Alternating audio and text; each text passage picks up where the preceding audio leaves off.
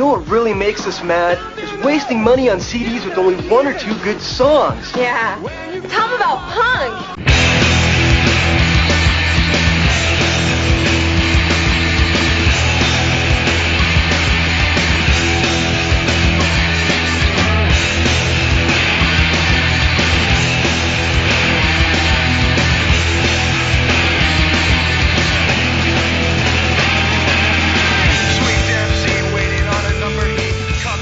What's up, posers? Welcome to Punk Lotto Pod. I am your co-host, Justin Hensley.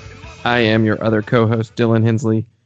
And this is the show where we assign our guests a year, and they choose one punk, hardcore, emo, screamo, post-hardcore, mathcore, or any punk-adjacent album from that year for us to talk about. Core. Yeah. Trashcore. Today we are talking to Brett and Joel of the band Ancient Shores. They just put out a new song called Crawl, which you can get on Spotify, Bandcamp. It's been 7 years since they released any new music, and once they were kind of a big deal for me because they brought me to a very specific point in when we were in an active band playing shows and releasing music at the same time and putting music out on the blogs. So I wanted to talk to them just, because I really liked their records, and it felt like a little nostalgia for me. What are we talking about today? You're talking about the year 1995, kind of a great year for punk, and the album is Fixation on a Coworker by Deadguy. This is an all-timer hardcore record for me. Like, this is easily a top 5 hardcore record for me. Absolutely love it. Sounds just as unhinged to me today as it did the first time I listened to it, whenever that was. Yeah, it's a very iconic hardcore record. Wound up being very influential on the scene. And yeah, 95 was just a good year in general, too. Speaking of 1995, if you head over to our Patreon and pledge $1, you get access to all of our bonus audio. And this week's bonus audio is something we're calling the Starting 5. And we each picked 5 albums from 1995 to talk about. So head on over there if you want to check out what we've talked about. It's patreon.com/punklautopod. And what do you got going on in the newsletter? I know you actually resumed writing them. Yes, I have returned.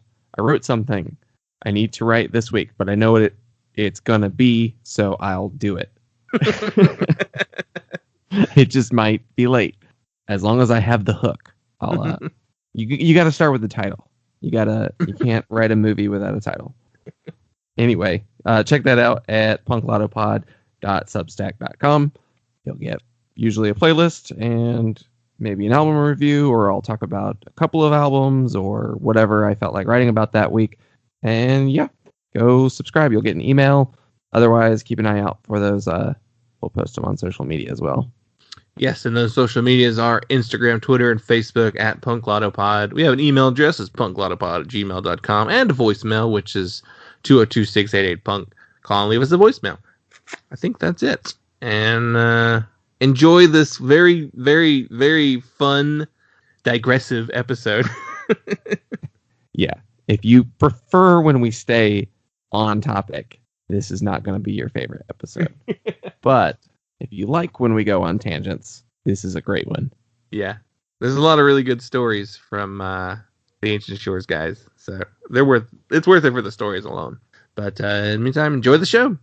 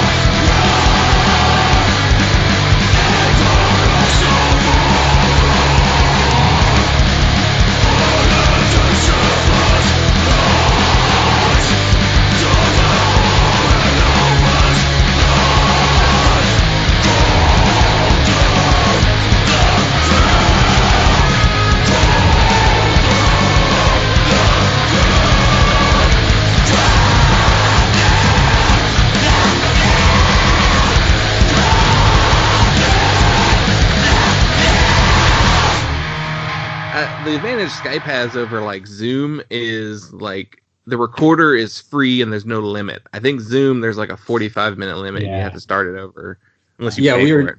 We were doing that last night. Me and Brett and BJ were bullshitting last night. We had to like stop and restart like 2 times. It's like how it is with us. It's like we plan on talking for 30 minutes and it turns into like us bullshitting for 2.5 hours. Yeah, I was legit like last 1 night. a.m. Like, Joel. I was like, I need to go to fucking bed, you West Coasters. Let me go. Who else is in the West Coast? BJ. Oh, nice. Okay. Guitar player. Yeah. So the way that it's split is it's like Joel in West Virginia, Greg, the singer in West Virginia, and me in Los Angeles, BJ in Portland, outside of Portland. He's in Portland. Oh, wow. Yeah, and then drummer, we just have like a bunch of people who played drums for us. Yeah. So one guy in San Francisco, another person in West Virginia, somebody else who somewhere was in New York at one point. Yeah. I'll save some more like questionies of stuff about that later for once we're going, but Sweet. Because I'm curious about how that happened because I'm pretty sure you all started at one place originally. So. Oh yeah. But yeah, we'll get into that in a little bit. Hey. How's everybody doing today? Good. A little tired, but Jaw's going to say the East Coast crew is probably a little bit more exhausted than. Dude, this is like my easiest day I've had at work in a while, so I'm like not complaining at all. That's good. I was bored out of my mind. I'm a store manager of a Walgreens. Okay. So it's been nothing but like giving COVID shots. Mm. So it's a lot freaking busy with that shit. A lot of takers, I hope, in West Virginia. Oh yeah, man! Like it's West Virginia's at like West Virginia's at the top of like like vaccination rates and everything, and it's pretty wild that you think like it's. I think it's probably because we've got a pretty high elderly population, but it's but we got a lot of the dum-dums and stuff. So yeah, it screws it up, but whatever. Yeah, it's crazy. It's crazy talking to Joel because he'll be like, "Oh yeah, like people are just coming in. I'm trying to coerce, like tell friends to come in and get the shot and this and that." And I'm over here in LA being like, "It took me like a month and a half to schedule an appointment." Yo, dude, I'm legit like knocking on people's doors and parking in the parking lot, being like, "Hey, do you want a shot? I've got some available if you want it." I wonder what percentage of people who just like haven't gotten it but totally would if somebody just came up to them. Got to be a big number. Early on it was a big number, but now I'm getting a lot of the people who are like giving you the pushback of like, no, I don't want that. That was a thing for a second here in LA where, and Joel, you were telling us this yesterday, where there was like you weren't using all of your shots in a day. That was a thing here in LA where people were not showing up to their appointments and they'd have like 30 extra shots and it would be like the pharmacy's closing at 8:00 and they'd be going to like the beer section and like telling people like, hey, got COVID shots, if you want one, come back. And people getting lucky like that and like literally just getting their shot. Like this is like months ago when it was in like super high demand. I got really lucky because I knew someone who gives the shots that's her job. And like I was like walking into the grocery store one day and do they have Food Lions in West Virginia? Oh yeah. Okay. I wondered how. Sorry, that was a random tangent. I was walking into Food Lion, and my buddy calls me, and I'm like... I was like, fuck yeah, we do. Because I don't know where the line is. Like, it stops at some point, but, like, I don't know where that, like, it ends, but... And then there's that weird bleed of, like, brands. Like, Kroger isn't a thing in L.A., but Kroger is the brand of Ralph's. Like, there's, like, Kroger brand shit. It's so funny. We're getting into... my favorite topic, actually, regional grocery store chains. I can really go on about that shit for way too long. But like my buddy called me and I was like, well, shit, he doesn't normally call me. It's usually a text only, or in person thing. And so he was like, you want a shot? Because they got them right now. And so like I drove like across town to get one real quick. But that was in February too. Dude, I had a friend who lives in Pittsburgh, which is about 3.5 hours north of where I live. And him and his wife, they were like, hey, just, sidebar, if you guys can, like, swing a shot, like, if you guys get any extra or whatever, they're like, we will fucking drive down to see you. And I just was like, we got, like, the only batch of, like, Johnson & Johnson shots, like, right here, right now. like West Virginia is pretty much Moderna and Pfizer and stuff, but we had a small batch of this. I was like, dude, if you guys come down like tomorrow, I can give you a shot. And they drove their ass down here. They were here at 9 o'clock in the morning. We gave them a shot, and they're like, sweet, that was easy. Yeah. Do they got to come back, or will it? No, the Oh, that's right. Johnson is just the single, yeah. I forgot about that. Yeah. And then like they took it off for a little bit, and now it's back. Yeah. It's like the exact same thing that happened in England with like the AstraZeneca one. Yes, exactly. Yeah. AstraZeneca was worse though. Like, was it even? Like, I think it was like 50 blood clots or something. Yeah, and in like the U.S., I think it was only like 6 or 10 or something like that. So. Yeah. I wonder if that's because the Pfizer and Moderna got out there a lot sooner here, and maybe in England. I think AstraZeneca was like the only thing for a while. Yeah, I think so, because I think they're just European over there. Like it hasn't made to the States. And now you're listening to COVID Talk. And This is like the chuckle cast version of an NPR news update. Dude, now you're talking my language.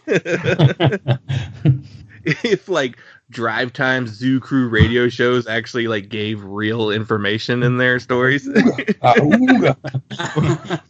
Four dudes just shooting the shit about the pressing matters of the day.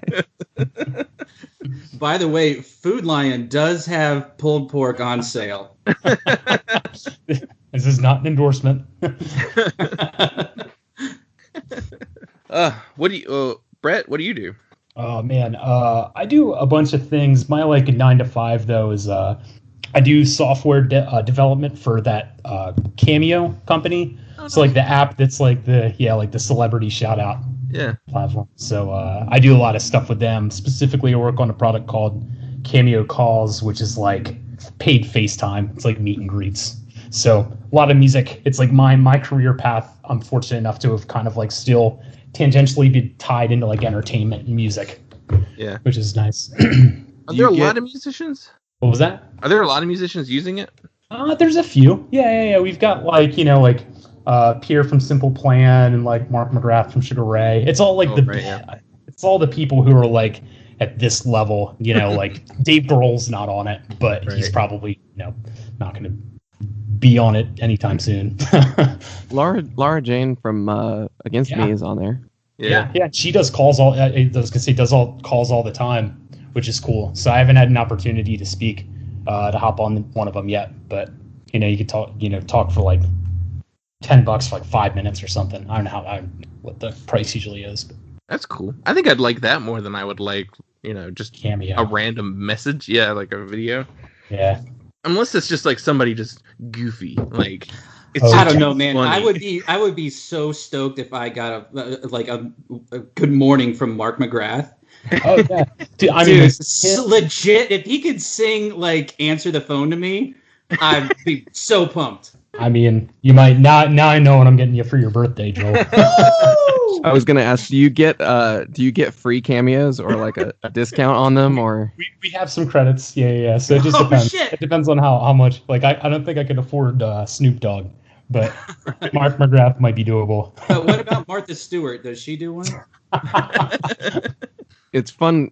I see the ads for Cameo a lot on Facebook, and it's fun to click through them, and you're just like, it's just funny to see who's on it, and then like seeing who's really expensive and who's like surprisingly cheap is always fun. It's the craziest thing that I've noticed. It's like it's such a wide variety, and the prices are always just so different. Like we just had Bon Jovi do cameos for Mother's Day. It was like a limited thing. And like I don't know how often he's going to do it again, but he was charging like thousands of dollars, and people were paying for it just for like 30-second video. I know. Wow. Yeah. Dude, I want to know who's the singer from Poison, because I'm sure he just looks wonderful doing those things. Brett Michaels. Yeah. Rock of Love. There we go. Remember. For an extra $25, he won't wear the hat. I know, like the Undertaker was like $400 or something at one point. Yeah. Sting's on there. There's like a bunch of cool people. Sting the wrestler. Yeah. I doubt Sting the musicians up there. Dude, They need to go in together on like a buddy, like I know. they both do Sting the and cameos. Sting. Sting and Is it a Sting. tag team? Sting and I'm Sting just- connection. I'm just thinking, like, you thought that you've like scheduled like or like purchased like a 30-second thing for your buddy for like Sting the wrestler, but it's Sting the musician. And vice versa. Yeah.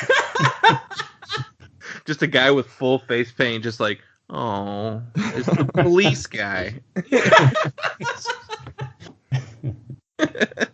Oh, man. Well, cool. I guess we could probably like really start the show. I was gonna say, man, you just let this. Fine. It's so funny. This like when we start, the beginning of every episode goes like one or two ways. It's either like super like real fun, everybody's loose, and then sometimes it's like nobody knows when to talk, or like everybody's kind of a little nervous about speaking. But this is fun. Dude, I don't think that's ever been a problem for like me and Brett and Oh, the rest of the guys in Ancient Shores. every time. Yeah. It's just nothing but a joke left and right. Just Like in the middle of a show, I forgot. I think we were in Baltimore at like Charm City, and BJ is a Browns fan and Brett is a Ravens fan, and they were playing each other. And Greg. It was Greg. I don't like oh sports. no! I meant Greg. I'm sorry. I don't know why I said that. But like in the middle of a song, someone's like, "What's the fucking score?" We played a show with Coliseum one time, and they had this like, Oh hell yeah! just like this TV running nonstop. It was like, what was that channel? It's like the channel that Impractical Jokers comes on now. True TV. Yeah. It was like the early version of that, where it was just like talking heads over like motorcycle wrecks or dirt bike wrecks. Yeah. And it Like fail played, like, videos with commentators. and it played through all the opening band sets. Dude. And then Ryan at Coliseum, like they play like a song or two, and then he like yells at the bar. He's like, "Hey, can we turn that off?" Yeah. He said, Dude, he said something like, it's hard to play music when you're watching people in bikinis fall down or something. Dude, are you kidding me? I feel like we've probably been like, dude, did you guys see that kick? Everyone's busted his nuts. It's like Neurosis, but with like an awesome fucking, America's Funniest Home Videos behind you. That actually works in like '94 too. You could do that exact same scenario. Neurosis playing, Locust Star. Yeah, just like an Ozfest and just like, here's ridiculousness with Bob Saget behind you. Or that Dave Coulier other one that was exactly the same show. I'm down for all of this. Yeah. 100%, yeah. So, I want to say I found Ancient Shores way back in 2011 when Step to the Edge came out. Probably the blogs. I feel like that's probably where we're finding a lot of hardcore stuff at that point, like Toxic Breeds, Holocaust, and like those kind of. Oh, yeah, man. Wayne was the man. Yeah, that site was huge, and it's like completely gone now too. I don't think it's online anymore. Yeah, every now and then I try like see if I can just dig something up or see if I can find Wayne online anywhere, but it's gone. Except for the like the compilations and stuff, like the Bandcamp stuff is still up. Yeah, the Casa de Diversion, I think is what they were called. Yeah. Those are really cool. But you were on one of those as well. We did 2 of them, I think. Yeah. Was the cover the shellac cover? We did the shellac cover, and then we did just a song. I don't remember which one it was. I think, and that was, I remember too, talking about the blogs, I think the Step to the Edge one was also because Riley from Thrice, like Riley Breckenridge, had a blog where he would post about a bunch of bands, and I think that was the album when we put out, and he like posted something about it, which for me was like kind of one of the big like, oh shit, this is crazy, because I'm like a huge Thrice fan. Yeah, I was like, this is a shit my pants moment. Yeah. Just like send them, like I email them, and I'm just like, thank you, like anything that you want, we will send you all. It's like a huge package, just a huge box of stuff. Man, I don't remember that one. I wonder if I was following that one. I mean, I followed a ton of them. Like the Tumblrs from that time period are probably the only thing that's like still around, really. Or like it was such a unique time because it was like a great way to discover music. It was like this weird intersection of like the blogs with Bandcamp and like all these like comps that felt a little bit different than like the Zanga Live Journal days of like stuff which you couldn't post anything on there other than links to mp3.com or hardcore mp3 or whatever the sites. Oh God, I forgot about those. Yeah. hxc.mp3. Yeah. Dude, I found so much music on that site. It was crazy. Yeah, because it was very like early Bandcamp days. Yeah. Like people had links to them, but not every band had one like they do now. Mm-hmm. Which I wonder if like Bandcamp, I guess streaming's really what killed the blogs, but Bandcamp probably. Oh yeah, definitely, because you spent your time, you downloaded the album and everything, and and you put on your iPod or your phone or whatever, instead of like now, you just I paid $9.99 a month for Spotify and there it is. It was weird, yeah, because like that was such a time of like I didn't even understand the concept of streaming. Like I didn't even understand Spotify. Like, how do you get music there? How do you go? Because we were all super DIY with a lot of that stuff up until we were working with Dom at 8389, but it was so like, how do you get your music on Spotify? Like, I have no idea. Like, Tune CD Baby, like they don't do it. Yeah. They just print CDs and all that other stuff or whatever. Like, it was that weird in between where like the free route was just uploading it to like Bandcamp and Stereo Killer and all those sites. And the streaming then was like MySpace. Yeah. I mean, before that, Pure Volume, which was like the worst streaming quality. I forgot. I think it was like Stereo Killer that at some point, for whatever reason, like an Ancient Shores song got really high up there or something. And like, I forgot where it was. We played a show. I think it was the first time we played with Full of Hell. And someone was like, "Oh, you guys are that dude that like the guy from the banner said something about, like he posted your link." I was like, I have no idea what you're talking about. Oh man, remember the banner being like the biggest thing ever? Yes. Banner hoodies. Yeah, everywhere. Well, you mentioned Dom from A389. Recently they posted that like they're coming back and like actually putting stuff out. Though supposedly he was releasing stuff the whole time, just like under like other label names. And how was it working with A389? They were like a big deal back then, and I guess still are big in certain circles.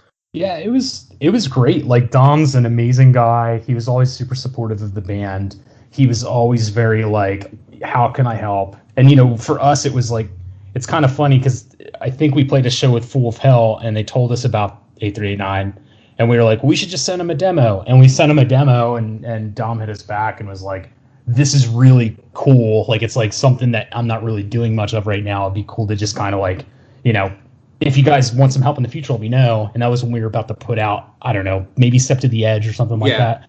Yeah. So we, just connected, and he was again super supportive. It's so funny because I remember like meeting him for the first time driving. Pulling Teeth played a set at JMU in Virginia, and I drove out there to pick up vinyls from him and to see the Pulling Teeth set from West Virginia. It's like probably 5-hour drive or something. Saw their set at like 12 o'clock at night or 11 o'clock at night, and then drove back to West Virginia, got home at like 5 a.m. And it was just this huge, like, very, very big journey. But it was awesome. Like, again, like Dom was such a real dude, and he was always, super supportive of like getting us on shows and fests and all that other stuff.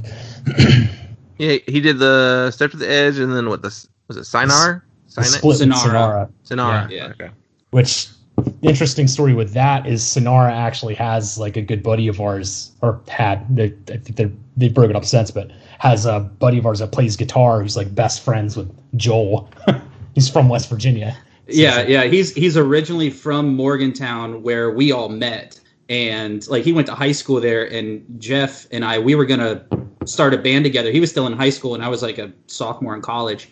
And he was like, it's probably a dumb idea for me to start a band with you because I'm getting ready to go to Buffalo to college and stuff. So he was like, whatever. So, but we stayed in touch and everything. And eventually, he was out, in Portland or Seattle. I don't remember. And I think Sonara they were going to put out their full length or whatever, or their first EP. I don't remember. And it was like, hey, Dom, we want to do a split with this band. Is that cool? And he was like, dude, hell yeah. And it just worked. He had like already and it was like one of those things where they had been talking a little bit about like doing some stuff, and we're like, hey, this would be really cool if we did this, because all the mutual is just, I feel like the thing I always learn about the music industry is it's like people are always connected. There's like some way that like it's a smaller world than you think it is. I'm trying to remember. That was a split LP, right? Yeah. Yeah. So it was like a 12-inch, and we both had a side. Yeah. It was pretty badass. Yeah. which is funny because like I want to say back then there weren't a ton of bands doing that, but like the way vinyl prices have gone up now and how like most people don't really care about 7 inches now, I feel like that would do so well right now. Like a double-sided LP or like a split LP would do so much better than a 7-inch would today at this point. Yeah, I'm surprised there's not like a label that does that or like really digs into that more, because I agree. I think that's like a really cool, like we had so much fun with it. It was like, how can we blend the best of both worlds? And like the art that we did was like West Coast and East Coast mountain ranges kind of like blending together. And then we had like the marbled color vinyl. It was like, it's very interesting because there's like so many details underneath that you just didn't. Yeah, and the typical person probably didn't notice. Yeah, and then on the back of the artwork too is like, you know, like West Virginia is like, you know, coal country, and out west it's, you know, just like deforestation and stuff. So like on the back art is just like a strip mine, and then like you know, a clear cut and stuff, and everything just really came together. You guys are like teeing me up for perfect segues like every single time. I was gonna ask about Morgantown. So the band's originally from there, and then now you're spread out all over the country. So how? I'm assuming it's just time is the reason why that actually happened. But you said high school, is that where you started? Well, jump in. I had originally played in a band. I played guitar in a band based out of Morgantown. Just, you know, later years of college and stuff, and you know, we played the East Coast and stuff a little bit, and then Brett and I think Brett, BJ, and original drummer and Greg were, you know, doing Ancient Shores and stuff, and I was a fan because I think you guys used to practice in my basement. Yes. And I remember listening to you like try like a song that's like, I don't think it's on any of our records, but I remember you guys like you trying to show someone B-Rad, our old drummer, like the riff, like the intro to like Mechanical, and like I just remember thinking like, oh, it's not working out, guys. Come on, get it together. Get it together. Joel's upstairs trying to be the conductor, and like we're both just like, come on, just it's like this, and I'm like trying to like talk drums, and I can't. I'm like do-do-ka, because you know that's what I do because I'm crazy, and it's just like a back and forth. But that was very fun times.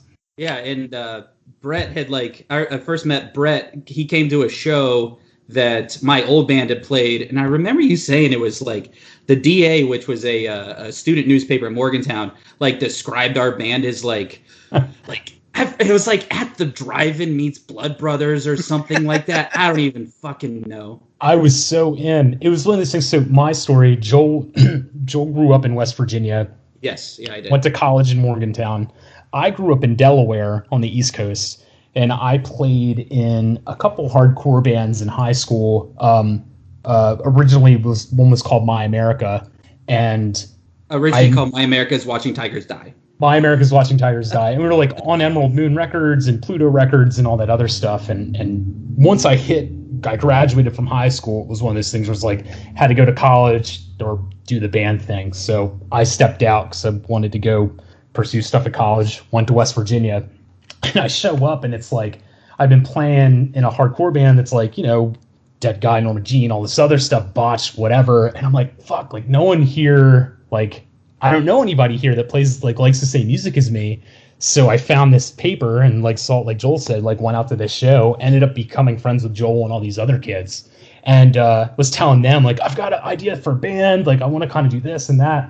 And originally it was me and B-Rad, the guy Joel talked about, me and him as a drummer. It was just like me on bass, and we're doing like lightning bolt kind of stuff because I just like love effects and heavy music. And I was like, I really want to do a band, but it was hard meeting people. So I luckily met him, I think, at that show, and we started jamming. And then I was like, but this isn't what I want to do. We need to do like more. It's like I want to do Dillinger, Casey Chaotic stuff. Like we got to find more people. So got introduced to BJ, the other guitar player, Greg, the singer. Actually, no. I sang for Ancient Shores' first show. So we wrote 3 songs, and I remember that. Yeah, the whole time. It was terrible. And then we met Greg. Greg came on, and we had somebody else playing bass with us. And then they left, and that's when we asked Joel to come on board because we all had the same music tastes. And it was very we just vibed. And then ever since then, just kind of have been pushing forward. Same, other than the drummer left, and then our buddy Evan came in and really helped solidify the sound of the band. And then that all happened from 2006 to 2008, and then 2009 was when we started we kind of hit our stride with the sound and just kept pushing forward. Did you do a lot of touring? We were weekend warriors, so we would do because it's funny, we joked about this last night, we were kind of inconvenienced because being in West Virginia, and I had been from Delaware, it was close to New York, Philly, Baltimore, all hour and a half, 2 hours away. Because we're in West Virginia, Pittsburgh was the closest place for us to really play. Other than that, it was 5-6 hour drives to Philly and New York and, Baltimore and other hotspots. So we would randomly email promoters and be you don't have to pay us anything. We'll open the show. Can we please just come and just play to people? And 9 times out of 10, people are pretty receptive and we're into the music. So we get on a show, we'd line up 2 shows in Baltimore and Philly. And we drive. Yeah, and that was a weekend for us. Yeah. Yeah, we'd take off work or do whatever, and just Baltimore, Philly, come back. Right, go up to Pittsburgh, go up to somewhere in New York, come back. It was very one and done. And I think there was maybe a week stint where we went out and did actual kind of an East Coast regional tour, but we never did the full. Never really got a chance to do the full cross country tour. Yeah, I guess we primarily were doing EPs at that point too, so it's kind of hard to do a full ass tour with you don't have an LP or anything. And also too, I think I don't think any of us really looked at this as a thing that we were gonna be able to I knew I couldn't take a month off work to do a tour. Yeah, it's that's just not feasible. I gotta pay my rent, and but so we did, Brett said, the weekend warrior stuff, I think just kind of worked in our favor because we're super DIY with our even just the best thing that I think explains the band is we want to be the fastest band to break down, to break down our stuff and get it off stage. Oh. After we're done with our set, there is no fucking around here. Don't fucking talk to me. I gotta get my cab off the stage right now. This is the not fucking around crew. We would stopwatch each other with seriously BJ, Joel, and I would just be we gotta pack up, we gotta get out, get the van loaded.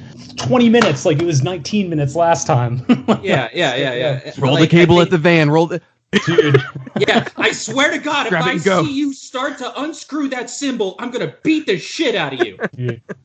But the funnier part is brief segue.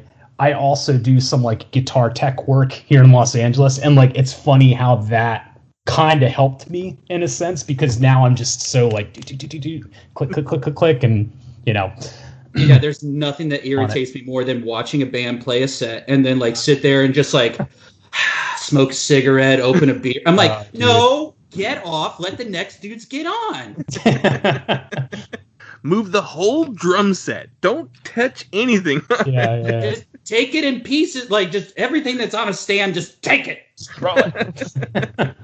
That was my job. I was the vocalist. I had no gear, so I just have to lug. I have to be the other end of the cab carry and the grabbing cymbal stands. Where do you want these?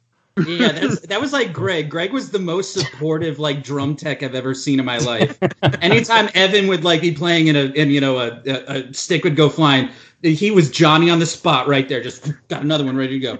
Dude, and I've seen him cymbal stand broken, falling over, and him just hold it up. Let's finish the song, and once we get through the song, you can fix it. We'll figure it out. So very.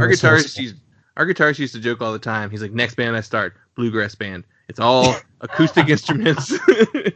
Dude, I just I see all the things today. It's funny, 2021, and I look at what we used to do in 2011, and me playing guitar, I use a Kemper and stuff now because it sounds good. It's just It sounds good. It sounds great. And I've got a small pedal board versus back then where it's like, Joel, you need to use 2 810 cabs. Yeah, when like playing bass because it's symmetrical and it sounds good. It looks cool. I remember first people eat with their eyes. And the gear has to look good. First time we saw first time Don the Reader played at a house show in Morgantown. I remember being like, I got to get 2 810s now, don't I? Dude, and like, you know, like two, like we're talking like that, and then like 2 amps each, like BJ's got 2 amps, I've got 2 amps. Brett's the only person I've ever seen who has a Marshall 810. Other than Kurt Ballou. Yeah, of course. But this is fun. We used to call it stereo vision because you wanted just to have it match on both sides. Stereo image. Yeah, that's what it was. It sounds great, but then like when you're putting all the wear and tear on everyone's bodies and then the van. And not to mention, anytime we ever played somewhere that actually had a sound guy, we were just like, sorry, man, there's nothing you can do here. Yeah. Don't have to worry about miking it up. I think the last show, it might have actually been the last show I have played, was quite a few years ago. I was playing bass in like a black metal-ish band with the same dudes from our old hardcore band, just whatever they were working on at that time.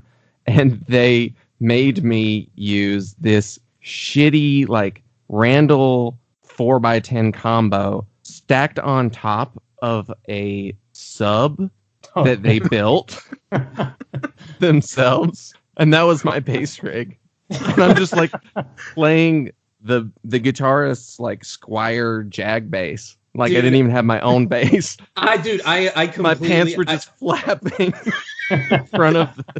Dude, I did the same thing, like, the first, like, few Ancient Shore shows, because I had played guitar, and I didn't have any bass gear, so I was using, like, I had, like, Brett's, like, Squire.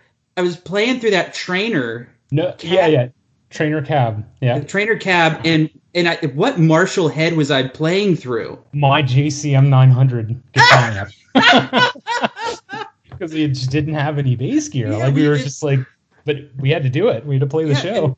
And like our like first like demo, like what was the Black Engulfs Our Sun? Like that's what I recorded like with. It was like I didn't have anything else, and it sounded awesome. Yeah. Like I didn't care. I'm not a gear snob. Whatever.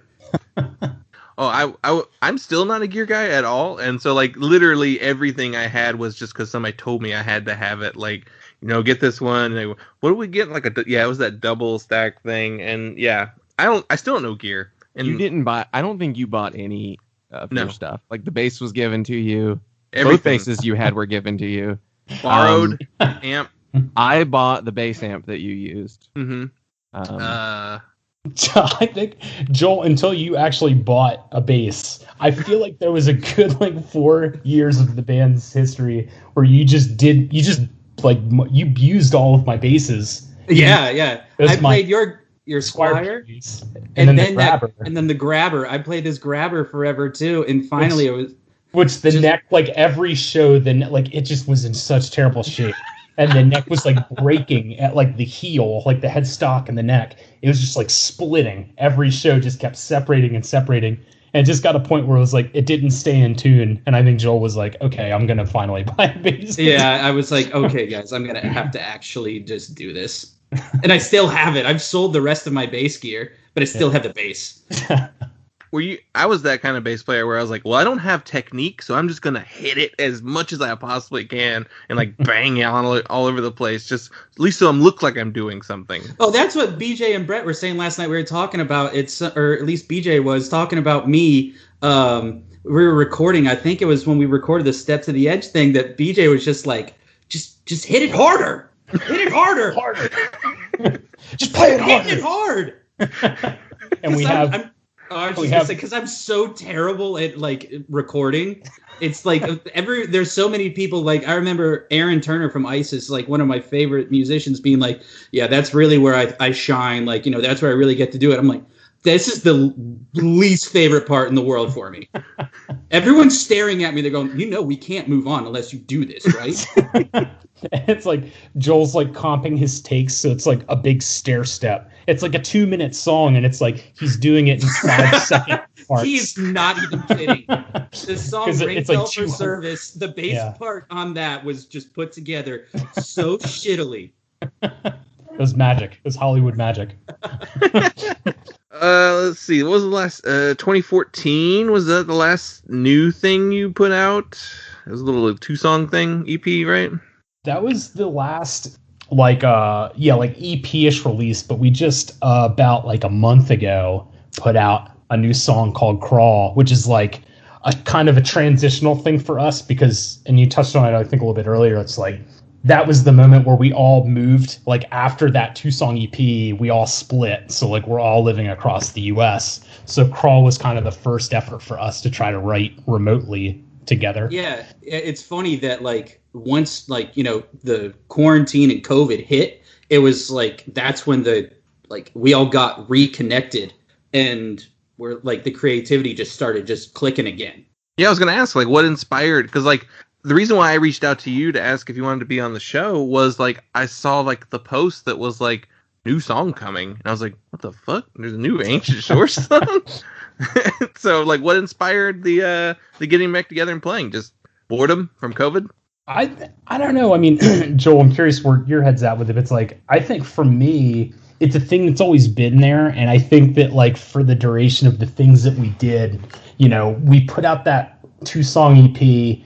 And I think at that point was when everybody was kind of like shifting into it was like the next chapter of their lives, right? Like our drummer ended up playing with the bigger band. He was touring all across Europe and doing all this other stuff. And then like Joel moved, singer moved, and we were all starting to kind of like figure out where we're going to be at next in life. So I think we originally thought that was going to be kind of like not the last chapter, but I think we thought that was kind of like, where we'd leave it. And then I think recently, the last couple of years, it's like, you step away for something for a couple of years and you just always think about it. Yeah, and, you get the itch, yeah. Yeah, and I think go ahead, Joel. Oh, I was just going to say, I moved like 2 hours south of Morgantown, probably around the time, like right before we started recording our split with Sonara. So I was already out, and I was traveling up to Morgantown, and stuff for practice and to record all that stuff. And so I was already used to being like, well, I don't live in the same town as everyone else, and that's not a problem for me. I can do this. But eventually, after we did the 2-song thing, BJ moved, Brett moved, Greg, he lives several hours away from me, married. Now he's got 2 kids. Evan, like you said, was busy with his other band. And I think in the back of my mind, I always thought we would do something again, but it would have to be well, who knows? One weekend I'm going to fly out to LA or take a week and go to Portland and see if we can all sync up, just maybe write some songs or whatever and just see what happens. Cause we know enough people that we could record some stuff with or whatever. And then eventually I think BJ specifically was super holed up with COVID, with the quarantine. My job never stopped. I've never missed a day of work since. And BJ just kept hey, I've got these riffs, and he'd just start putting them in, the Google Drive and stuff. And eventually it was I don't even know whenever it first was well, we're gonna do this. It's gonna happen, and it just kind of just did. Okay. I'll be right back, Joel. Keep going. Okay. I like that you put it up as a note specifically to just don't pay attention to this. And then I've never used Skype before. And immediately we all just pay attention to it. Yeah. But what? Like I said, I think it was something that I had at least always wanted to do, to keep the band going. And I'd gone out to visit BJ in Portland, pretty much every year since he's moved out there. And our buddy Jeff, who played in Sonara, which we did a split with, he lives out there too. And I was like, man, if I move out here, I've got people I can do a band with overnight. Because where I live down in southern West Virginia, there is no heavy music. It is all, it's bar cover bands and now the Tyler Childers stuff. And, I'm not knocking anything, but, it's just not what I personally want to play. So whenever BJ was like, hey, we've got these riffs, Brett's working on stuff, and we got a drummer lined up, so let's do it. And it just fell into place, I think. And Greg, I can only imagine Greg recording his vocals in his basement with like blankets over his head while he's screaming into a microphone while his children are trying to sleep. I can't even imagine that. He also said that he was also trying to record in his car. Oh God. That's what I thought next. I was like, I would go to my car. That's where I would go. Oh yeah. I've tried it. It's not great. So are there any plans for any more material, or was Crawl just kind of like we'll just see what happens? We've got a bunch of stuff kind of in the works right now. You know, it's funny because I feel like we've always had a bunch of demos. We've always had a bunch of songs, and that 2-song EP we put out, there was a bunch of other material that we never really like capped off. Crawl was one of those songs that I think was kind of like from a set of things that we just never really touched on. So I think now that the fire's kind of been like relit, we're, you know, digging in a little bit more, and, you know, hopefully we're going to start putting out, you know, I think we're also going to like kind of broaden the horizons a little bit. So like start putting out more that's like maybe a little bit left to center of what we normally do. But I think this, you know, it was nice because like we kind of like set the goal. It's like, let's get one song done. Let's see if we could do it.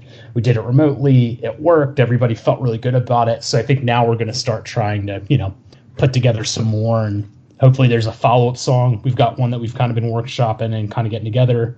Kind of like a follow-up that would be a pairing to Crawl. And then hopefully after that, maybe like 4 songs come out as like a EP or something.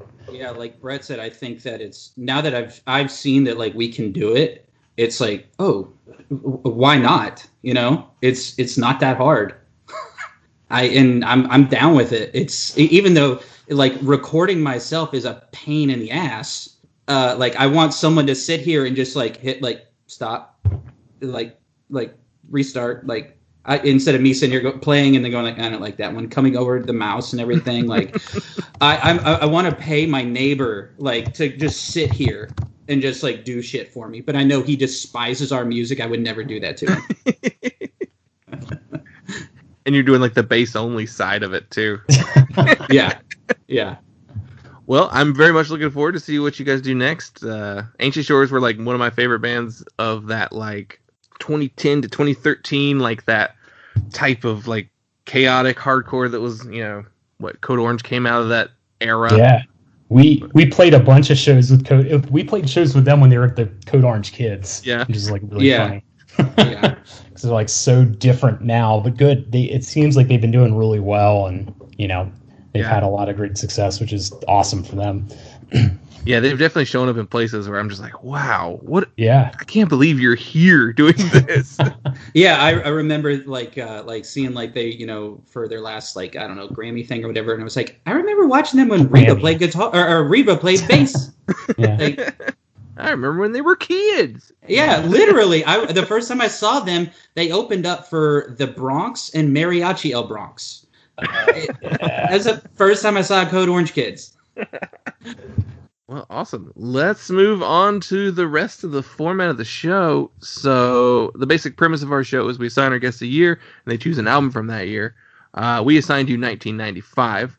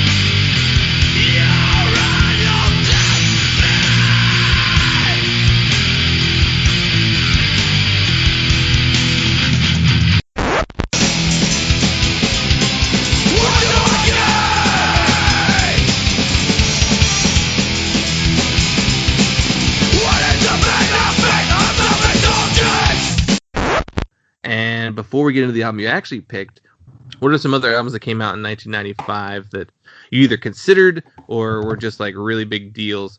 And let me pull that up because I can send it to you again if you need it. I've got it pulled up in front of me.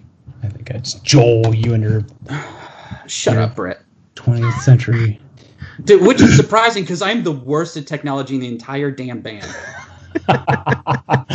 For the longest time, BJ would send us an email. I didn't know what the hell to do. So true. I'd say for me, like just looking through 1995, my two big standouts is Adrenaline by Deftones, and which I honestly, if it would have I would love to have talked about Hum, You Prefer an Astronaut. That is one of my all-time favorite records. Yeah, Hum.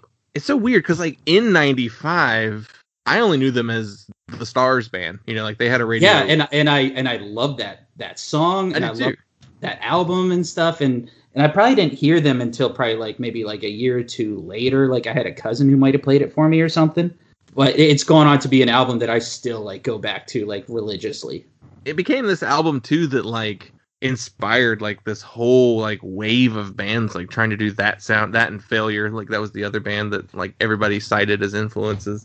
I remember my freshman year of college, I was watching Jimmy Kimmel or one of those shows, or and I remember watching Finch did a cover of Stars, and I was like, what's happening here?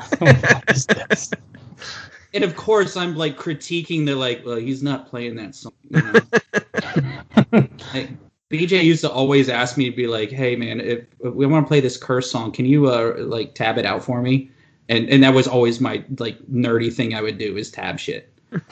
I didn't realize Deftones were releasing stuff in '95. I guess that's a little early for nu metal. I mean, I know it existed, but yeah, that was their first one. Yeah, that was a good one. And I do stand by the whole they're they got lumped in with it because Deftones is one of my favorite bands, but they don't deserve that. They don't deserve to be in the same conversation with Mudvayne. Are you sure? I will fucking fly out there and hit you. You don't think they go along with Taproot or Edema? Oh God.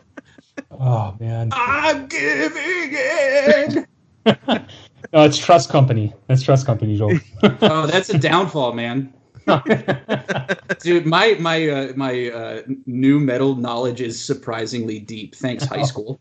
Yeah, well. Yeah. I'm always man, nobody gave Static X the shot they deserved. Yeah, for me, for that year, I was kind of the Warped Tour kid, so I was very your Green Day and Rancid and Blink-182, all those albums were the things that I grew up on, and then obviously don't really have much influence on the music that the band makes, but that was a huge sort of, but it was a huge part for my, I think, upbringing, especially that And Out Come the Wolves Rancid record. It's super solid. Yeah, it's definitely I guess if you look at this list now and you're well, what's the most important record out of these? Green Day put out Insomniac, but their most important is Dookie before, and then I guess No Doubt's Tragic Kane was pretty big. Yeah, and then Rancid, and Blink's biggest album would be the next one after Cheshire Cat in '95. Yeah. So I too am thinking I don't see how anyone can ignore Red Medicine by Fugazi. Mm-hmm. That to me is that whenever I first saw that too, I was I could talk about that one. The other one that you missed, Joel, is the Presidents of the United States of America. I was gonna say, I remember buying that CD in the 6th grade. I was going to the 6th grade dance, and my mom picked me and my friend Kevin up. We stopped by On Cue, which eventually became Sam Goody, and I bought that CD and brought it to the damn dance. And because there was no DJ, it was just us children with a CD player and big speakers. And I remember being like, this must be played. And they played it. And I was so pumped. How much of it did they play? Like the album? Or they're just like, play Lump for me, please. I mean, it was either that or like, the Batman Forever soundtrack, probably. Oh my gosh. Baby! That's a weird soundtrack, because like that U2 song. There's like Iggy Pop is on it, right? And then like because there was I remember the Lips are on it. Forever for Batman and Robin. No, for Batman Forever. Okay. Flaming Lips. And I think there was I feel like there's a PJ Harvey song on there. Yeah, one time too many. And then Brandy. What? Just hit after hit after hit. What else is on? Mazzy Star. Oh, I forgot about that one. The Offspring does a cover of Smash It Up by The Damned. Oh. I am such an idiot because I'm just now realizing that's a cover. That's also, that movie also came out in 1995. So can we switch it up and the soundtrack? Is that? It's super weird to see a soundtrack with Method Man and Sunny Day Real Estate. Oh, I forgot Sunny Day was on there too. Gosh. Yeah, there's a one song I remember. It's like whenever they're like showing Jim Carrey's like Riddler character, it's like, you hate your boss at your job, but in your dreams you can blow his head off. And I remember being a kid being like, this is pretty edgy, guys. That's Jim Carrey. That's Ace Ventura. You can't do that to him. Yeah. So yeah, man, I'm surprised that wasn't on the list. That should have been at like a top 2. Swans gets pushed out of that one. Easily. Yeah. Oh yeah. I would pick that every single time. Dylan, if you were the guest, we like to ask this question. What album would you have picked for us to talk about? Man, this year is good. It is I know, man. A lot. Like, I love that Rocket from the Crypt record. I mean, Dear You, that's a big one by Jawbreaker. I mean, the last Ramones record is very worth talking about. That Team Dresch record is really good. Archer's a Loaf, VV, and I think Super Chunks. Here's Where the Strings Come In the same year too. Same year. Oh, I think so. Yeah. And Melvin Collin. There's a lot of good. Dude, then that Unsane record, and there's a Quicksand. Oh yeah. I fucking love that Unsane record. That's like my favorite Unsane album. Yeah, I could just listen to them all day long. Yeah. Like, did you happen to see that like new thing that they just put out? No, not yet. So it's we talked about it on like a Patreon thing, but I'll mention it here. It was the very first record they ever recorded that was completely lost, and they found a copy of the test and then ripped it, the highest quality rip you possibly can, I guess, off of a 30-year, test press, and then like remastered it and put it out as a new record. It's pretty cool. That's insane. That's awesome. Yeah. That's tight. Yeah. Yeah, that record, that Scattered, Smothered, and Covered, that's such a good record. That's the scrape. That's the one with the one with the skateboard bit. Yeah. Yeah. It's in Tony Hawk. Tony Hawk, yeah. Dude. That soundtrack. Another good soundtrack. Are we talking Tony Hawk 2 or Tony Hawk 1? Tony Hawk 2 is later. Yeah. Yeah. That's the one that had Papa Roach on it. Yeah. 2 or 1? 2. One I never had played 1. One had Lagwagon. I'm sorry, 2 had Lagwagon. Yeah. Goldfinger and Dead Kennedys are on the first one. Yeah. Primus, Jerry's Race Car. Oh, yeah. I love that. That game came out in 99? Yeah, that sounds right. There was a fun thing, too, with those PlayStation discs, or at least I had a couple of them did this, where because of the way that the discs were burned, you could actually put the PlayStation discs in your CD player, and it would play the MP3s from the soundtrack. Dude, you could do the same thing with, because I used to be big into playing Quake and Quake 2 and Quake 3 and all those. You could do the same thing with like the Quake 1 and Quake 2, because that was like, Quake 1 was like, the music was done by like Trent Reznor, and you could just put it in your CD player and you just had an instant, like another Nine Inch Nails record you never knew existed. You could also take the game some games, depending on what it was, you could take the game disc out, Twisted Metal, and put in your own CD and then play music. I never had a PlayStation growing up. I had a Nintendo 64 and I did computer games, but I never had a PlayStation, so I don't know about that. I bet now all you got to do is just like because like all hard drives now, it just feels like you probably just like, well, I just programmed a playlist on Spotify and imported it into the my. Well, you could do that with like Grand Theft Auto and like you could just like at least on the computer you could just like put a folder of your songs in there and it'd be a radio station. Yeah. It'd just be playing. I was gonna say you'd be playing like Vice City, and all of a sudden, here comes like a Sigur Rós album. I remember playing San Andreas at my neighbor's house, and he had the folder on his computer programmed, and there was like the only song I really remember was like a Gigi Allen song, because of course he had Gigi Allen songs on his computer. That's Probably like some Einstürzende knew about and whatever whatever other weird stuff he listened to. It's just like these like drone tracks playing in the background. Well, cool. Let's get into the actual album. So we gave you 95 and you picked Deadguy's Fixation on a Coworker.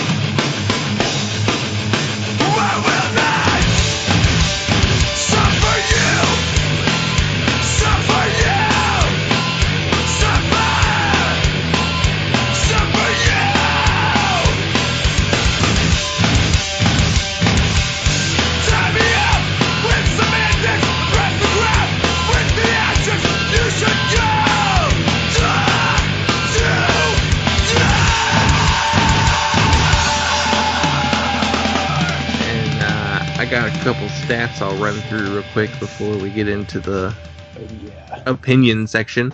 But Deadguy were from New Brunswick, New Jersey. I don't think I knew that. They formed in 1994. This was released November 25th, 1995 on Victory Records.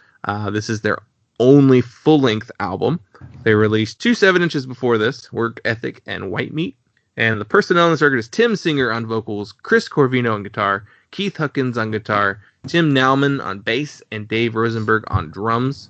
The record was produced by Steve Evans at Tracks East. Steve also would like record everybody. Every band, lifetime, since day. Oh yeah, absolutely everyone.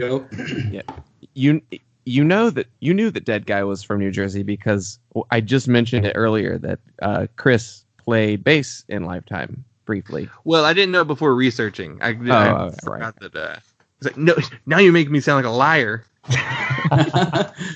I told you already. Dude, if you hang out with us, we're going to always make you sound like a liar. Everybody's lying so much. Pointing fingers at each other. Yes. First thing I always ask when we get to the album section is, what made you choose this album in particular? Brett? Joel? Like I said early on for me, I was like, I want to do Hum, but if we don't do Hum, I want to do this record, because it's like the most interesting, aggressive album that came out that year that really ties in with not just like Ancient Shores, but like maybe my musical taste as well. Even though it's like at the time I didn't have any clue. Like this was never even near my radar until like late, a little, probably till college or something. But it's just so fucking just mean. Like there's like records you listen to, it's like, oh, that's an angry record or that's a heavy record. But this is like, to me, like when I say a mean record, it's like, yeah, it's fucking pissed. I love it. The face Joel is making right now is well worth seeing. I wish everybody could see it. Disgust. It's just like you take Quicksand, add some Shia Lude and some botch and just sprinkle that all over it, and just it's fucking amazing. I love it. Not to mention, I did have to say that I made a meme about this record. God, here it comes. I don't know where the link is. Oh God, I don't know how this works. Brett, can you send that in? What are you talking about? Just hold it up on your phone. Okay. Okay. No one's gonna be able to see it. It's a pop you got to describe it to everybody. Well, yeah, I once made a meme on this account that I can't figure out how to get back into. But it's Guy Fieri, Deadguy, and the title of the record, Coworker. But it should be Fixation on Flavortown. Absolutely, 100%. Like, I'm sorry, I can't get over this record personally. If you can find that at Napalm Debt on Instagram. We'll definitely screenshot it and share it. From my side, it's kind of like similar to Joel, like just such a crazy, mean, heavy record that just encompasses everything from just like all the different elements of hardcore that for me are just very interesting. I'm not necessarily like a vocal and lyrics guy, so like I kind of tune out with that sometimes, like meanings of songs. I gravitate towards the instrumentals a lot, so like the riffs and just like crazy effects, whammy pedals, and like it kind of felt like that Deadguy record had so much going on that was just like very unique, angular, blunt kind of music. And for me, it's actually really funny because Deadguy and Kiss It Goodbye, which is like the follow-up to Kiss It Goodbye Forever, and Great Falls, which is like the newer that's from Kiss It Goodbye. Those dudes, their new music's been awesome. But Kiss It Goodbye was one of the first bands that I kind of like. So, I'm a Warped Tour kid. I love pop punk. I'm getting fed from MTV. Like, so step it back. My brother raised me to like love like White Zombie and Nirvana and Nine Inch Nails and like all those kind of Marilyn Manson, all those kind of bands. Well, not as much of a fan now, but like, but like those kinds of like that kind of music. So I kind of had that upbringing, and then pop punk was the first thing that I felt like I discovered. So it was like your Newfound Glories and stuff from Drive Through Records and MTV and all that stuff. I was kind of getting fed that. And it's funny because Deadguy was the first thing that I experienced that was like outside of that music. That was like outside of like the stream of like stuff from just TV and Warped Tour and whatnot. That like I was like at a show and someone gave me a CD and was like, you need to listen to this. And it had like Dillinger and Deadguy and Botch and Converge and all these bands. And I'm like, holy shit, there's like a whole nother genre of music that I'm just unfamiliar with, which is very entertaining because it's like when I got that CD, I was also the kid who was getting the Victory Records samplers that had like Taking Back Sunday and Silverstein and all those bands. I'm like, oh shit, this is super cool. Like I love this is like this is hardcore. This is rad. So this album specifically has like a place in my heart because it was kind of like my journey into doing this kind of music, and then really just like running with it and getting super into just like the crazy, chaotic, like riffy, effect driven, just like noisy kind of music. On top of Verge and Botch and all those bands. Yeah, and like I was listening to it today, just refreshing myself, and like I can't get over how much like I hear Quicksand in it. And I know that the second Quicksand record, it came out the same year, but I think Slit came out like 2 years before this or something. I know they're all like, New York City, New Jersey, whatever, and I just can't help but think that like it had to influence them at some point, and I love Slip. That's one of my favorite records.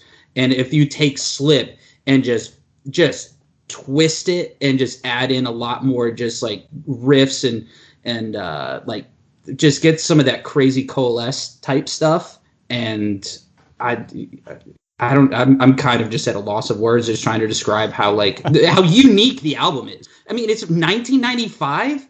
Dude, you could put that album out now, and it would be like Bandcamp or whatever, they'd be on 2 minutes to late night instantly. Yeah, it's such a great record.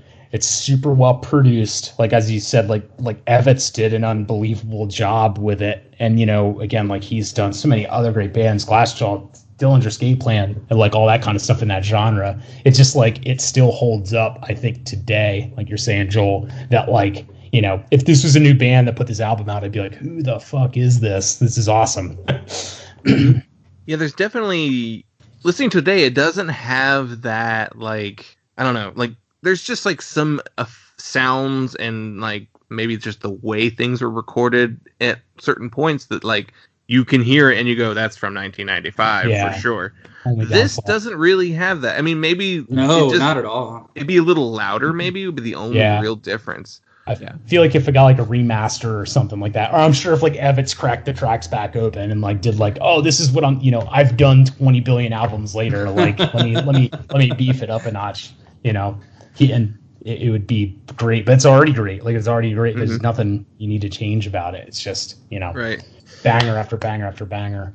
And I was reading something too because I was curious what other people had to say about this album, and I saw like some review or something being like the first half is rad, the second half is slow, and it's not really slow. It's mid tempo, but I've always been kind of like a mid tempo guy, like in like music I write and stuff, and I think that second half is really good, where it gets interesting. I mean, because everyone says Pins and Needles, it's a great song. But towards the end there, where they're like starting to slow it down a little bit and just really grinding it out, not in the Dillinger sense of grind, but or napalm, whatever. But it's still just I love this second half more, and the fact that it's like 25, 30 minutes just in and out. Yeah, I wish more records were like no bullshit. Yeah. There is no bullshit on that record, not at all. I can say that I don't even know myself. And who are you? Who the fuck you can judge me? You don't know me. You don't know you. You don't know you. So tell me what's right. When you want to fight. When you got nothing.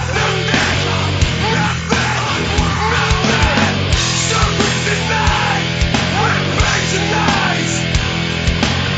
I want you to die with your mask on. So don't tell me it's right. You want to fight, you got nothing to lose, so quick than I patronize me. Yeah, you patronize me for your sheltered, secure, comfortable life. You're sheltered, secure, sheltered, secure, sheltered, secure. Stop with the night, when praise and eyes. I want you to die with your mask on. So quick. Today I was looking at it. I was like, I wonder how many more tracks I have left. And I was on Crazy Eddie, the last track. I was like, oh shit, it's almost over. Now, what I did realize whenever I was going back listening to it today is that the first time I downloaded it to like my iPod back in the day was off of like Kazaa or something, and so my soundtrack, or I'm sorry, my playlist has been out of order. So all these years I've been like, oh shit, I didn't realize that. You're like, so now it's gonna go into the what? Yeah. Worst. That's the worst feeling. Listening to songs out of order just drives me insane. Yeah. I definitely had like a period where like I was having to use like Windows Media Player to like burn CDs at one point, and for some reason it would take all the like tracks 10 through 12 and put them after track 1, and so I had the wrong order. This is track 1 part 2. Yeah.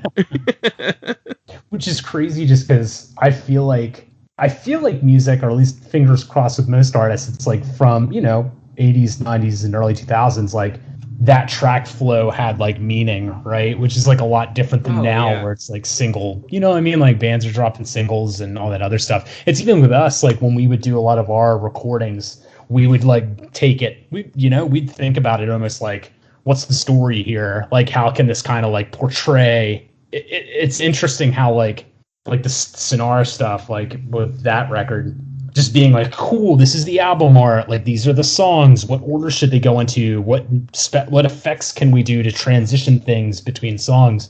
And like, it was always fun taking that into consideration. That's why, same thing, like with this record, like you're saying, Joel, like it feels like intentionally it kind of like goes a certain way. Yeah, absolutely. Dylan, do you remember the first time you heard this album, or like when you got into it?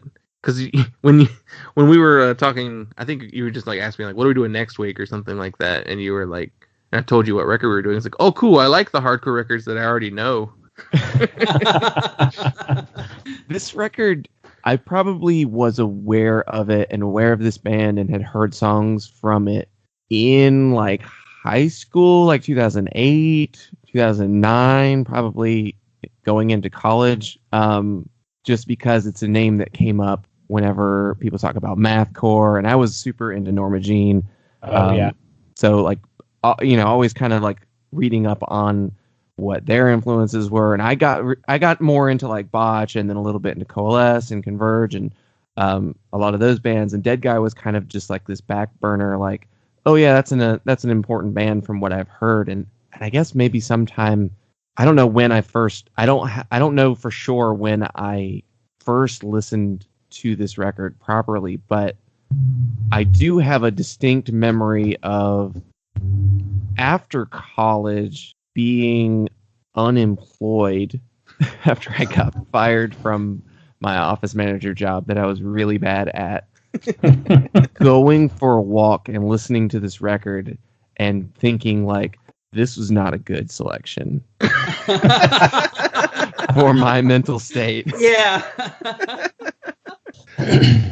It's funny to me, like you say, like Botch, Converge, Coalesce, like those are three bands that like will always come up in circles and conversations and stuff. And I feel like this one never gets the due it deserves. It was just a little too early, I think, for the sound in general. Yeah. I feel like Coalesce took a lot from Deadguy's sound. Oh yeah. Mm-hmm. I mean, this band and Rorschach, I feel like are the two bands that like basically laid the groundwork for everything that Coalesce and Converge and Botch did. Like, which it's funny because I think of Deadguy and I think of Rorschach on the same plane of, as you were saying, like Joel, like you were saying, this sounds like a mean record. Like, to me, Deadguy and Rorschach are like the two scariest hardcore bands I can think of. Dude, like, you hear them and you're like, oh shit. I think there's a reason that they use a Rorschach song in like one of the torture scenes in Zero Dark 30.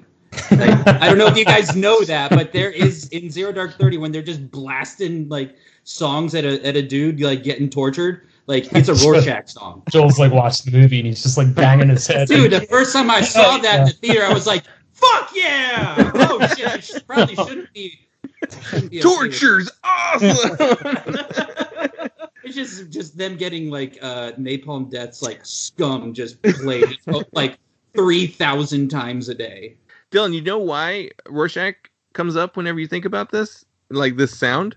It's because it's Keith played in Rorschach too. Right. The guitar player. So, because I was listening to the record too, and I was like, this sounds a lot like Rorschach. And then I read an interview with him talking about like his time at Rorschach, Deadguy, and Kiss It Goodbye, and I was like, oh shit, well, I didn't know that. Dude, that was one of those things I used to do all the time, was like piece those things together. You know, you just like look in the CDs and like, all right, who are they thanking in this? You know, and then you just eventually be like, oh wait, this name matches up with the liner in this name, or you know what I mean? Like, you bring up such a good point, and I'm so curious with everybody else, but like liner notes and albums, like I used to obsess over that. Absolutely. And I just like am so bummed that that's not like, luckily Spotify's starting to do the show credits or whatever thing, but I'm just so bummed that I can't open up a CD anymore and be like, where'd they record it? Like, who did all the stuff? Like, who did they thank? Like, what's the label? Like, all that goodness. Well, just and two, like we were talking earlier about, like, you know, like 10 years ago putting out, you know, the split and, you know, having like the physical stuff, which I know, you know, there still is a physical and it's still pretty prominent, but I felt like back then it was such a special time that like vinyl really was getting like the push back. And now it's like, you know, you go to Walmart and there's, you know, like, a Taylor Swift record, and everyone's in, you know, if you want to get into music and records, I love it, go for it. But you're still just like, well, you know, and I remember like the first time I showed my niece, you know, who at the time was probably like 6 or 7, just like, yeah, this is a record. And she's like, not computing. And I put it on my turntable and like put a needle down, and she was just like mind blown. And then like looking, like touching the album, like the artwork and stuff. And now that, you know, she's 16, about to be 17, she's just like, Yeah, it's on Spotify. I can just see whatever it's, you know. There are like great and bad things about Spotify. Like just the ease of access is fucking phenomenal because like yeah, when as we a were younger, damn near 40-year-old, I appreciate the hell out of it. because there's so much stuff you missed, and you're Yes. like, I have to be able to hear it now. But because back then you'd be like, well, I have enough money to buy one CD, and I'm gonna listen to this CD nonstop until I get another new CD. Yep. Yeah, I would do the liner notes thing too. And did you ever get like a record and you like looked at the thank you section and they didn't thank any other bands? And you're just like, what a ripoff. And I used to work. I used to work at like a CD store. So when I was like between high school and college. So this is like 2005 to 2008. I worked at the CD store. We'd get all these Victory Records bands like Victory, Tooth and Nail, and like all Solid State, all that stuff, and like. Literally, I just open up albums and just go through and just be like, who did this? Who did this? Saves the Day. Like, who did this? Who did this? And just like, it's just such a different, I don't know, man. It's just such a different experience. I think CD Now is a website that I used to look at all the time.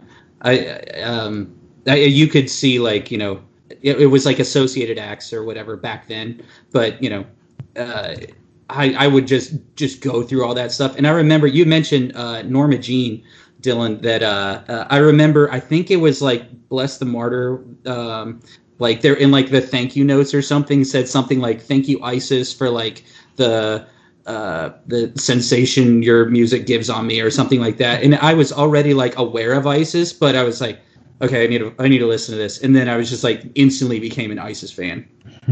That's how I became a Neurosis fan, was because Zayo talked about how much they were influenced by Neurosis, especially on like their third album. And I was like, well, that's a band I have to check out now, you know. And it's funny you say that, because like Zayo is originally from like West Virginia, and my band before Ancient Shores, like we recorded a demo with Jesse, and it was like first time I was like, hey, this is kind of wild, right? I should be like, this is pretty wild. And we're just down in his basement, just fucking recording stuff. And it's one of those things that for whatever reason, I'm able to have like that in my back pocket. I don't know. I just think it's fun. Do you remember anything about him? Oh, yeah. He at the time, he was singing for this band called Gods. And he had Chad Huff was a guitar player. Chad later went on to play with like... played with Mylene and the Sons of Mylene. Yeah. And then I think he started playing for like, what's that band, 10 years I think it is. Chad was super cool, and he just like hung out with us while we were recording, and Jesse was pretty to the point about like stuff. Like at one point he like looked at what I was playing on guitar. He was like, all right, what you're playing sucks. You really need to just do whatever you're doing, rethink that and do it better. And then after that I was like, oh, that makes sense. Like I was trying to do all these crazy stupid things and stuff, and I was like, oh, just do an octave run instead. It makes sense. Like it's better.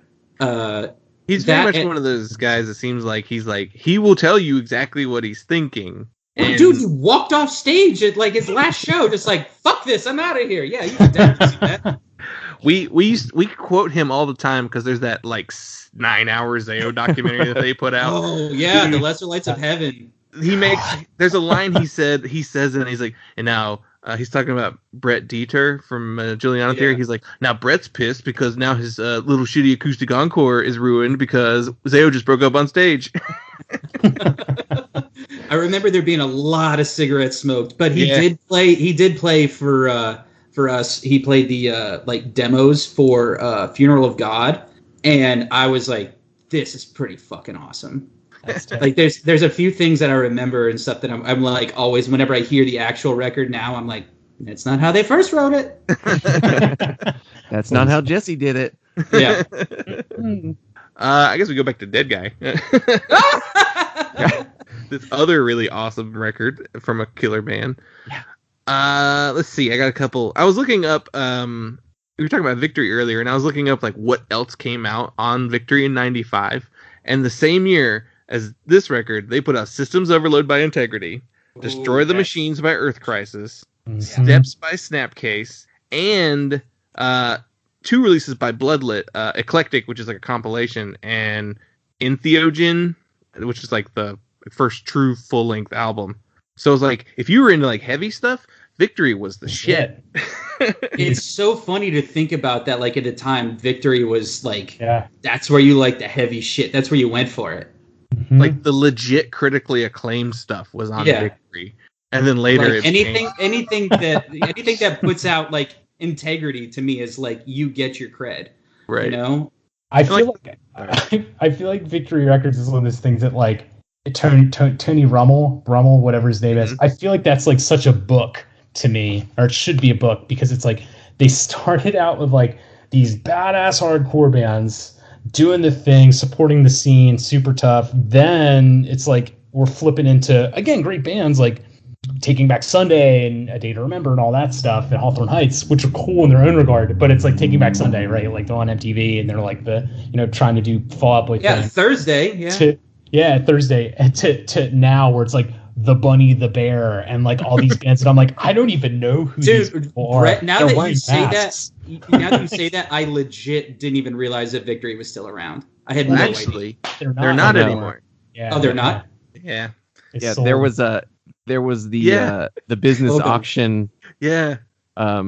Someone found it like just like one of those like generic like business auction sites where Yeah. they just like a business closes and they sell all their shit. And someone found it, and like there's like all kinds of like Victory like gold records and like Yeah. just stuff that they had in the office. Just like, Dude, who snatched up that Snapcase record? I'm sure. And like I wonder like what interns that were working there were like, I'm gonna take this out the door. I mean, they had a moment, good for them. Like, because I think they sold their catalog to Concord or something like that. They did something crazy, but like, they had a run, they had a good catalog. I think they were able to make the most of it. That's like the worst thing that like all those labels did that. Like Trustkill Yeah. did it, Ferret yeah. did it, Oh, Tooth and Nail Trustkill. did it. Ugh. Like we'll just sell all of our discographies to Sony. I was thinking about Trustkill the other day because I was a big like Hopes Fall fan forever, and I don't know what made me think of it. I was like, fucking Trustkill. What happened there? They had Poison the Well too, right? Yeah. I can't remember what And- albums. Did they have Bullet for My Valentine? Maybe. Or was that That or what was Fate. that Early. Ferret? Yeah, I always get Trustkill and Ferret I so do. confused because I think they eventually merged. Like, I Well, think and they had did. Most Precious Blood. And, Yeah. Oh shit. And Nora. Yeah. Mm. yeah, Bullet for My Valentine was on Trustkill. Okay. Oh, okay. Yeah. Oh, and then what was the one? It Dies Today. I remember them. Oh yeah. And like super shreddy stuff that I like technically could never play. I was looking up a couple little extra things about the band at this point. Dylan, you mentioned it earlier about Lifetime. Chris and Dave were in Lifetime. I couldn't find any recordings with Dave on them, but Chris was on the Dwell 7-inch, which is like the very first Lifetime 7-inch. I think Yeah. we covered it on the show a long We time talked ago. about that. Yeah. It's not very good, but Dave also played in Mouthpiece after Lifetime. And then, yeah, Keith and Tim would go do Kiss It Goodbye because they went on this like really big tour with Deadguy. And then on the West Coast, they were just like got sick of each other and just were like, we're done. We're out. They went and started another band. And Tim actually sings in the band Bitter Branches now, who put out a really awesome EP last year, which Need to check that out. that's really good. I think there's a documentary or something coming out. I gotta look this up. On who? I don't know. There's a documentary coming. Everybody, stop! There's a documentary coming out. It's next year. it's On called someone. Deadguy Killing Music. Oh, shit. Deadguy Killing Music is the impending documentary. There's a trailer for it and everything. I remember watching it a while ago. Yeah, music docs, they take fucking forever to actually come out. Right? Like, how Dude, long this was is that Jawbreaker this is- documentary in the works? Oh God. This is like coming to fruition. What I said like long ago is like I'm super excited for like everyone now is like watching all these like Eagles documentaries and whatever and shit. But I'm ready for like later on down the line, there's gonna be a sweet fucking Curse documentary, and I cannot wait to watch that thing. There's a story there, too. Like, just their last Yes! tour alone. It's crazy. 'cause Please. I just say, just please don't make it like a biopic, but I want the documentary. I just watched the that like Dave Grohl What Drives This documentary. I don't know if you guys saw that. I haven't watched it yet. But it's just talking about like bands and vans touring, and it's funny because it's like it's cool and it's like really interesting to see AC/DC and U2 and all these big bands doing that. But it's funny because I just think of like the Deadguys and like all these other people who probably have all these insane, like actual insane van stories, like actual like way better stories. Like I guarantee you guys, Cave-In has a better story somewhere. Oh, 100%. Converge, like all those bands, like they've got. I'm sure they have seen it. They have definitely seen some shit. So I agree, Joel. There's going to be a nice little point at some point. There's going to be a pocket where there's just nothing but just amazing band documentaries. Yeah. Do you remember peeing in like Wawa gallon jugs? Like, no, because I did it multiple times. You know, like right now there's like all these wrestling documentaries called like Dark Side of the Ring, and I feel like the next step is just like the touring hardcore band of the 90s. There has to be. I mean, like I remember like early on with Full of Hell, like because with like us and Full of Hell like signed to like A389 the same day and stuff, and like we played all sorts of shows and stuff. And I remember talking with Dylan back in the day. He's like, yeah, you know, if you go over here, you can snag one of these things and put it in your pocket, and you can get out really quick. They ain't gonna see shit. Like it's like in the early days, they were just fucking just. I mean, they were kids, you know, and like they just got to get by. Yeah. Who was it that did a tour where they tried to? There was someone not too long ago who was like, yeah, we're gonna steal gas the whole tour. Like we're not gonna. Oh my god! Like siphon it, or just just like siphon gas. I think it was probably like Weekend Nachos or somebody like that. Oh, yeah. And they were like, they did it the first night, and they were like, this is way too dangerous. We're not gonna leave this state. Yeah. We're gonna get caught. We're gonna get shot in like Kansas, and you know. Yeah, that's how that movie Green Room starts. Yeah. That's like the blunt of every joke for us with like tour stories. It's like that's how Green Room starts. Yeah. Go ahead. Green Room is a movie that like it has the most realistic portrayal of being like a touring band like I've ever seen. The first part of the movie where they're just like, yeah. Well, you guys didn't go through that second half? Oh yeah, man. There's this one time we were in southeastern Virginia. Shit got fucking nuts. There's a reason there's only two of us on this podcast. What you get up in them hills, dude? We come from them hills. Yeah. We fight back, baby. I live in a trailer in those hills right now.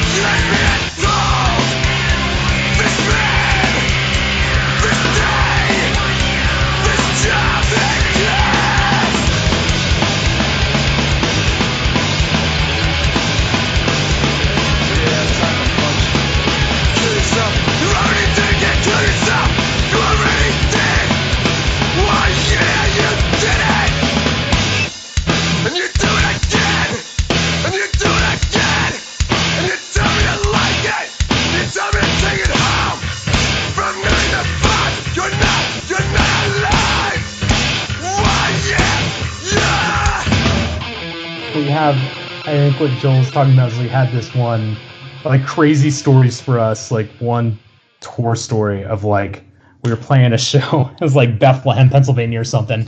We were traveling from there back to Morgantown. It was after the show. Yeah, like Brett said, like, so like, hey, it's 5 hours away. We will play your show and we will turn around and leave. Yeah. So we do that. We drive 5 hours out. We play this show. It's like 11 o'clock at night, 12 o'clock at night.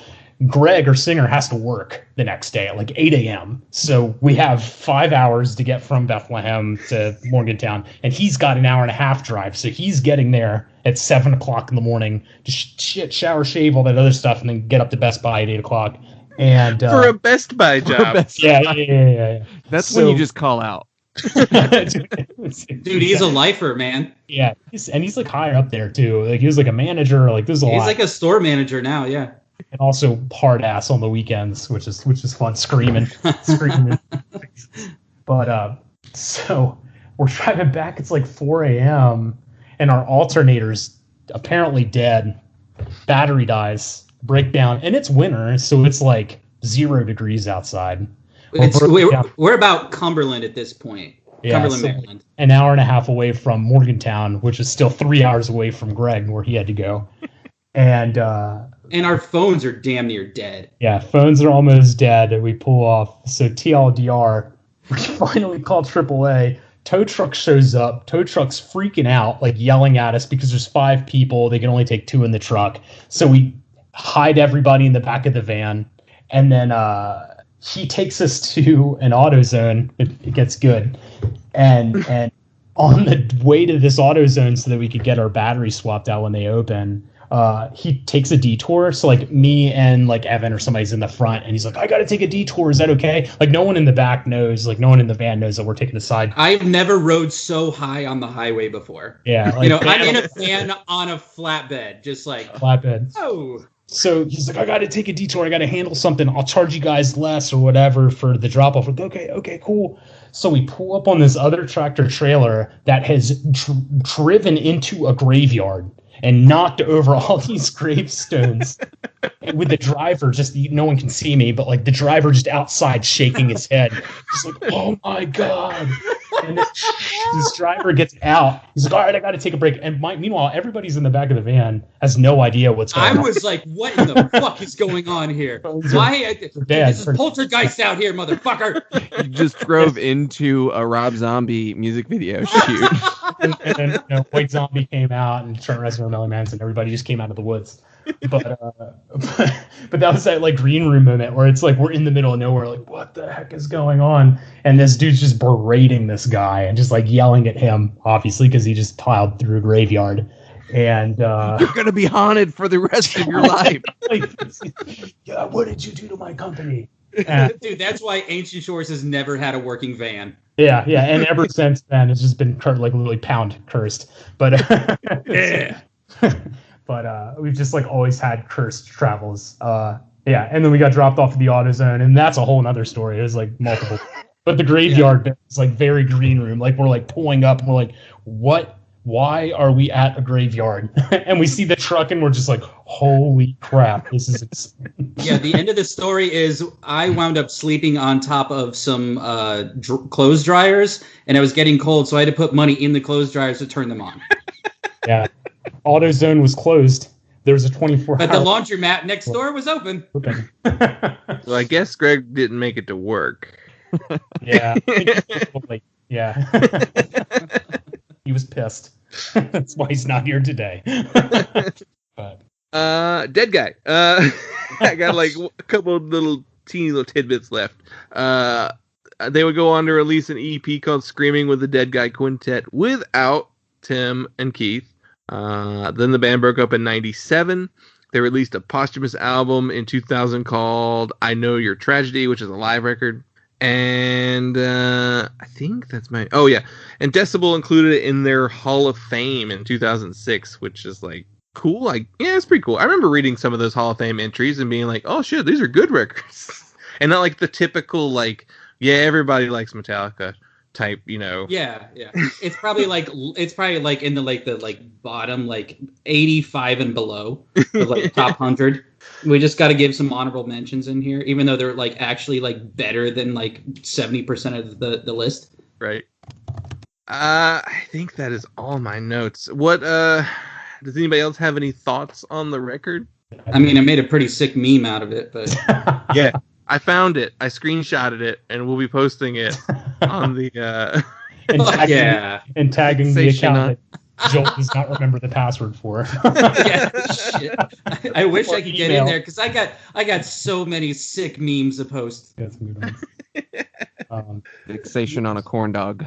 It's just Instagram dedicated to that. Dude, I used to live in Pittsburgh, and there was a restaurant that was next door to the apartment that I lived in, and my ex-girlfriend and I used to go there all the time. But it was it was on one of the Guy Fieri shows, like the Diners, Drive-ins, Dives, whatever. And after that show aired, you could never fucking get in there. That was it. Yep. Like I would just like Saturday morning, like after a night out at the bar, I'd just like call in an order and have to walk down to get it because you couldn't go in. It sucked. Dylan, do you remember when we did a show out of town and like our drummer and guitarist were like, we have to stop at this restaurant that was on Diners, Drive-ins, and Dives and eat there on the way to like whatever show, and I think it may have been the Coliseum show. It was the Coliseum show, yeah, in South Carolina. And we stopped at this like hot dog place that the only thing I remember was that it was like empty. Yeah. And they had a cigarette machine inside the restaurant. Just how Guy Fieri likes it. Yeah, and we ate it, and I was like, this was on TV? Dude, I remember one time, I forgot where we would come back. It's because basically all of our stories involve driving through like Pennsylvania, something on like the other side of Pennsylvania to get back to the West Virginia side. And whatever happened, but it was like every time you guys saw Dunkin' Donuts, you had to stop and get coffee. And it just every exit, it was just like, there's another Dunkin' Donuts. Stop, coffee, go. It was me and Greg, I think. And I'm sure BJ was in there too. Oh, yeah. Fucking coffee machines. Well, also, like, you're getting out of the van. You get to stretch your legs a little bit. You can take a pee. Yeah, but we saw one 6 miles ago. The Dunkin' Donuts tour. It wasn't actually a band tour. It was probably after... Oh, go ahead. Sorry. I was going to say, how much you guys make of the show? Well, we only made like $75, but we did spend $100 in Dunkin' Donuts. Oh, yeah. Gas money and Dunkin' Donuts kind of broke our budget. Does Dunkin' have a good rewards program? Did you rack up like a ton of points? Oh, shit. We definitely fucked up on that. Didn't have the app at the time. Yeah, it just wasn't the thing. Yeah, because we have Blackberries. I saw somebody talking this week on Twitter about the Chipotle thing, where like if you were a touring band, you supposedly could get free food from going to go to Chipotle. Like I don't know how long they ran that program. I do remember we had a band stop in like play our town, and they were like, "So where's like the nearest Chipotle?" And we like looked it up, and it was like an hour and a half away. It was before they were like everywhere. It's like, well, we supposedly get free food. It's like, that's really out of your way. I think for us, like the way that would work is like if you knew someone who worked at a Wendy's. Oh yeah. I remember back then, like in those like early days of like Ancient Shores and back then of like, did anyone else have like there was like the Friends band that had like a van that ran on like bio or like grease or whatever. So they were just because like I remember I used to work at an Outback in college, and some band pulled up being like, "Hey, can we get your grease?" It was Me Without You. Oh yeah, yes, they were famous. For having the diesel converted into biofuel. Yeah. God, yeah, and then they pull up to a show and just dump leaves all over the stage. Then drive away smelling like French fries. Oh, you know what? I think that kind of wraps up Deadguy. Yeah, I hope you get some usable minutes out of that. Wow, thank you guys so much for doing the show. Before you go, where should people check out your music? I mean, Bandcamp, obviously, but anything else? Spotify, Bandcamp. Yeah, you can find physical vinyls. Wherever you find them, buy them. Yeah. If you see them, they're probably around your local record store because they've been sold back because someone needed to buy a crack pipe. I don't think there's any physicals that exist anymore. Like A389, I'm sure is well sold out. Yeah, that was 10 years ago when that first 7-inch came out on A389. So yeah. You might find something on Discogs. Somebody might have Oh some. yeah, I've got like 5 of them. So hit me up direct, and I'll give it to somebody. dude, that's true. I'm sure you and BJ probably are just like that's, your nightstand is just fucking 12 inch. That reminds, like we have, I probably have 40 of the 50 cassette run we did of our band's EP. Oh God. I have like 5 of them. I used one as a window scraper. It comes in handy. I remember we used to live in Morgantown. We had like a band house where it was like at one point in my life, every member of every band, like someone lived in this house. Like Joel there was like 5 bands that And it was somehow rotating. lived in that house. And it was rotating. It was like, so this one house is like BJ, our guitar player, lived there, and then he moved out, and then I moved in, and then like 4 other dudes. It was like a huge house. 4 other dudes were all in different bands from Morgantown. So we would have like all of our extra merch there. So I remember moving out, when we moved out of the house, like those people who had like moved out, like, and just, you know, left their shit there in the basement. Like there was like tubs of like Death Virginia CDs. Like that was a good one. Oh, Joel. God, like yeah. shirts and CDs. Like tubs of just like, okay, Like cool. I So, don't like, fucking want is this. merch? Yeah, so am I throwing it out? Like, what should I do? I'm pretty sure I remember Jason, who played guitar in Death Virginia, who played guitar in my old band before Ancient Shores, and he's like, "Yeah, man, I spent like $5,000 on all these CDs, and I don't know what the fuck to do with them." But yeah, follow us on what's it? Ancient Shores band. I don't know what our You got it, Joel. what's our Instagram. I don't know. Yeah. Ancient Shores. Maybe. I'll link to it. I'll look it up and link to it in the show notes. Yeah, we definitely know what we're doing. And then lastly, I sent this in the email. We like to have our guests shout out a charity or a nonprofit that they like to specifically call out, because I don't know about you guys, but like to me, punk rock has always been about like doing what we can to help people out. So do you have any in particular that you'd like to mention? I don't have anything in particular. I know BJ wanted to shout out. I'm looking here. Shit. Basically, like anything you can do to give to any sort of animal shelter organization in your area. Spay neuter your pets. Thank you, Bob Barker. Nothing in particular that I can think of, just because, like, for me, my local animal shelter is like very small, and so if you're able to go to your local shelter and just help out, donate any sort of if you got expired food or anything like that, or not expired, whatever, or you want to take a dog on a walk, foster, do all the good stuff. If you've heard any like sounds of like rumblings or something on my end, it's because my dog is upstairs at my neighbor's right now. Well, awesome. Yeah, I mean that's something that everybody has. All it takes is a quick little Google to see what's around you personally, and yeah. I personally too, I would say I don't know if you guys like follow like Hate56 at all, or like Sonny, like the guy who does all those like super rad videos and does a bunch of stuff. He's also like a super big activist and like just does a lot of cool shit for like the community, both like in the hardcore world and like politically. And he just did a really cool campaign for like Free Mumia and all that stuff, where he actually partnered up with like Rage Against the Machine, and they like rebranded they like printed a shirt that all goes to charity. So like anything with him and what he does, and just especially that, like I'd say go check it out. Man, that was so sick.